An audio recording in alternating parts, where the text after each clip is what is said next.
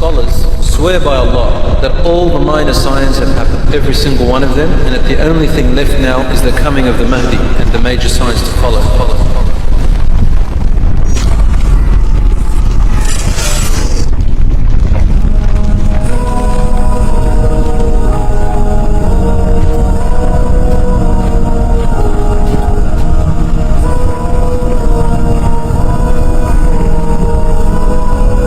Some other scholars don't go that far, but they do say if they haven't already finished, then a few of them are still left.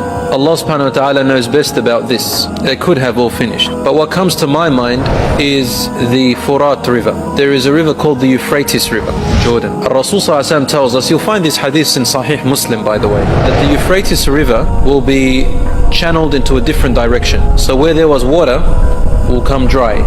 There won't be water flowing through there. And as a result, a mountain of gold will be revealed. Rasul sallallahu alaihi wasallam mentioned gold, literally, dhahab, jabal min dhahab. So lots of gold will be revealed. الناس تقتتل عليه. People of the world will fight each other over this. They'll go into battles over this gold. He said, don't come near the gold, to his ummah, to us. Don't go near it. From every 100, one will live in this battle. And each person will say, because everyone will see this catastrophe, every person will say, I'm going to be the one to live. I'm going to be the one to live and take my portion. Whether this sign is going to happen before the major signs start, or whether they are going to happen within the time of the major signs, is the knowledge of Allah subhanahu wa ta'ala. So that's going to happen with the Euphrates river, the sign of the ending of the world. But before that happens, before the major signs occur, Allah subhanahu wa ta'ala is going to lift this ummah from its absolute misery and feeble state that it is now. It's going to lift it back up to its victorious, honorable state, back to its nobleness that it once carried, this ummah. It will become the leading nation of the world in every sense of the word, as it once was before, and even better. This is based on one of the hadiths, several hadiths. One of the hadiths is the following, which is also in Muslim and Bukhari. Rasul sallallahu alaihi wasallam said, "Bada al-Islamu ghariban, wa sayaudu ghariban kama bada. Fatuba lil-ghuraba." Islam, it began very strange to the people. Strange. They don't know of this, much of this new ways before. Wa sayaudu gharib, and it will come back in the future strange again. Kama bada, the way it started in the beginning, just exactly the same way. Then he said, فَطُوبَى لِلْغُرَبَاء. Good news to those who are strangers in all this time. Strange. What's strange? Strange is different to weird. Strange doesn't mean that it's wrong. It just means that it's unknown to the people's customs and traditions and knowledge that they've always had. It's strange, but interesting. I wonder if I was wrong all this time, and this strange religion is the right one. It's just strange, meaning unknown. For Islam began like that. We know the story in the seerah of the Prophet ﷺ. All you have to do is to read it, and you'll know what I mean. And today, now in the millennium, we have the same situation. Al-Islam is gharib, the same way it began. There's one extra thing that's worse about our time, that it's not only strange to non-believers, it's become strange to different Muslims. And the Muslims have divided, and they are strangers to one another.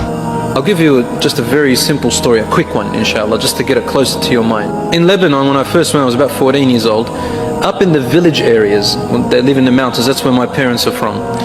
The village areas had this strange and weird belief that people who used to be practicing, good Muslims, they called them walis, awliyas, the saints. And they believe that they are buried in certain places in the different villages. They say that they're noble men, they're men of extraordinary characteristics that are different to the normal human being. They have some karamat, that Allah has blessed them with certain miracles that they can do that no one else can do. And this stayed in their mind. And so in our village, my father's village, we had a huge grave. And in that, they called this person in the grave a Nabi Marmar. Marmar prophet. He's a prophet, right? He's meant to be a prophet, and they called him Marmar, which is a Christian name. They called him Marmar. Allahu A'lam if there's anything really buried in there, I don't know. But it's a huge grave, probably about maybe 4 meters long. And people take their children there to be cured. They go there and pray around the grave, thinking that their prayer will be accepted more, or they make supplications at the grave. Now the weird other belief was that there were trees around it, and you're not allowed to cut any branch off, because if you cut the branches off, right,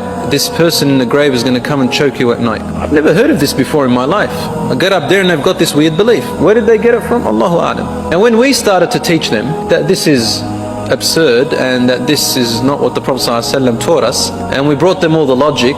For example, I used to say to them, 14 years old, it's quite logical. I said to them, look, if he's really a good man, then he'd want us to use these branches because we're cold and we need to bathe and we need to use it to cook, clean. What does he want with all these trees?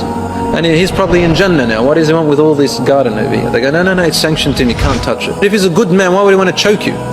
If he was living, he wouldn't do that.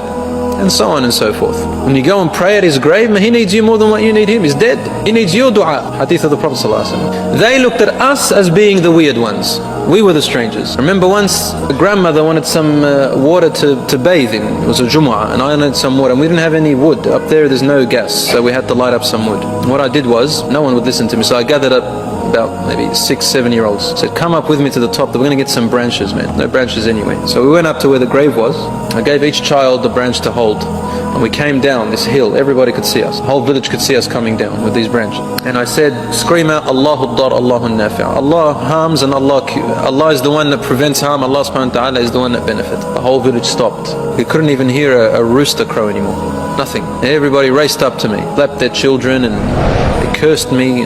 SubhanAllah. We were the weird ones. What is this new religion you're bringing us, they said. We're bringing a new religion to them now. We've never heard of it all our lives. Our ancestors have always practiced this and now this is strange. Just to make you laugh a bit, a group of youngsters come up to me, youngsters like 18, 19, they said to me, tonight is going to choke you. Lakam is a good man, why do you want to choke me? Anyway, that night I was prepared and I recited some Quran and I knew that what's actually making him think that is the shaitan, and the shaitan can come and impersonate figures in your dreams. You can get something like a nightmare which is similar to choking at night. It's called something, dream of terror or something, I don't know. Muhim, I saw a little snake in that dream and I grabbed it and chopped its neck off. And I said, is this your power, shaitan? Woke up for Fajr afterwards. The youngsters came past the next morning and said, you copped it, didn't you? I said, what are you talking about, man? They go, oh, one day you're going to cop it. Alhamdulillah, now the village has changed.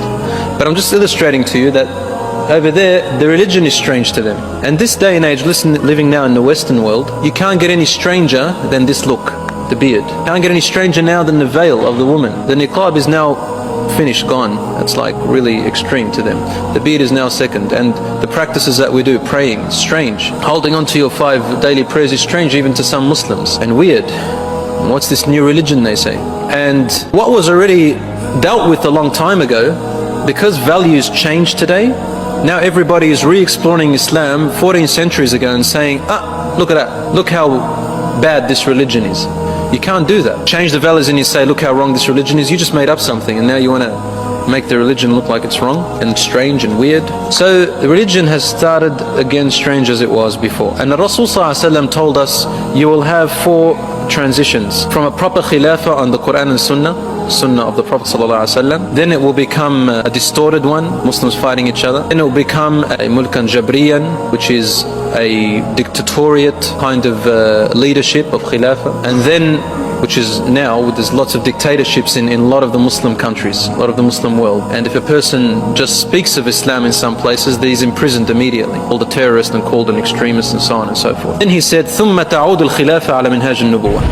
Khilafah will return back, leadership of the Muslims, to the way the Prophet ﷺ began it. And that is yet to happen. That is yet to happen. The last Khilafah we had was the Ottoman Empire. So this is another sign that is inevitably coming. But the thing is, the Muslims will return. The nation of Islam in its proper teaching, its proper form, as it began, will come back and will fill the world with peace and justice, just as it was filled with injustice and tyranny. And that's the time of Al-Mahdi. Allah subhanahu wa ta'ala only knows when this is going to happen.